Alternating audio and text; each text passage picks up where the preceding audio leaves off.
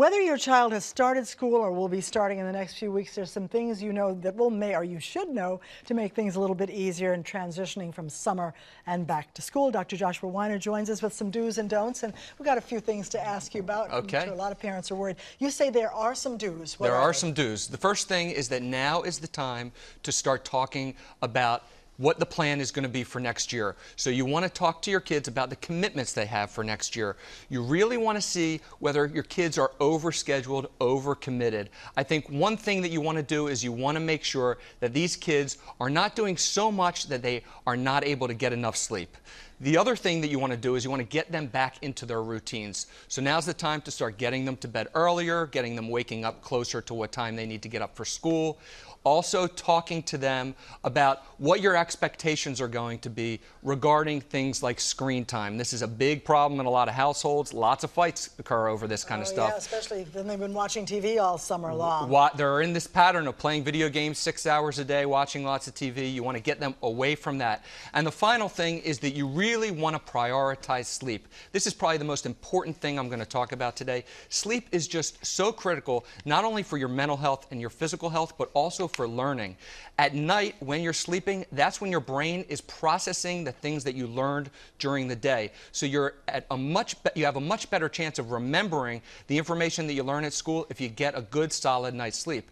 And so generally what we're talking about here is that elementary age kids need about 11 to 12 hours, middle schoolers need about 10 hours, and high schoolers need about 9 hours. And unfortunately, the vast majority of kids are not getting adequate amounts of sleep. Well, we've got so many things to talk about, but I'm wondering, how do you make them go to sleep? Well, I think you can have a lights out time for the house. You want to make sure that they're not playing video games or doing any electronics at least an hour before bedtime. And you want to make sure that on the weekends, they're not sleeping until 1 o'clock or 2 o'clock in the afternoon, because that has a tendency to cause them to get their sleep schedule out of whack. So those are a few things that you can try. Okay, let's go to the don'ts now. You've got 3 of those. You start with minimize feelings. Right, so you don't want to minimize feelings. So I was talking to my daughter last night about how she's nervous about school, a new teacher, new kids, and so forth. You don't want to just say, oh, it's going to be okay, everything's going to be fine. Your objective when you're talking to your kids should really be to just try to understand how they feel, to legitimize how they feel, and to express back to them what they're telling you in your own words. So that makes them feel like you really understand how they're doing. And you don't have to feel like you need to solve their problems or give them advice. I even said to my daughter last night, do you want me to give you some advice, or do you just want me to listen? She said, I just want you to listen.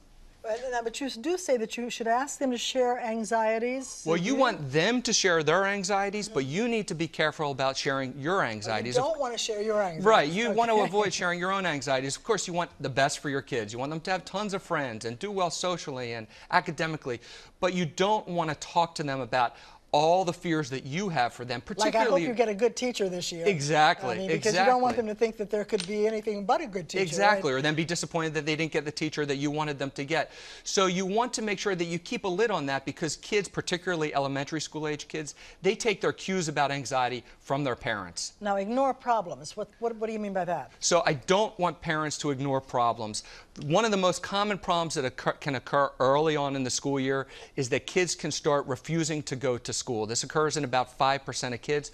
You do not want to just take a let's wait and see how things go approach to this. You want to jump on that problem immediately. You want to get in touch with the school, the pediatrician, a mental health professional, because the longer these kids go without going to school, the harder it is to get them back in. Yeah, so you got to get them there. You got to get them there. Even if you go for just a few hours a day. Even if it's a few hours, even if they're kicking and screaming, even if you have to bring them in their pajamas. But you want to get the school helping you, because it's a really tough thing to do. You're sometimes physically having to hold your kid down and throw them into the car, and you might need friends' help as well. I've been there. I know. It's Bring them in the pajamas. I hadn't thought about that. That could take a little of the problems away. So thanks a lot. Great to hear that. And good luck with your kids getting back to school. Thanks, Barbara.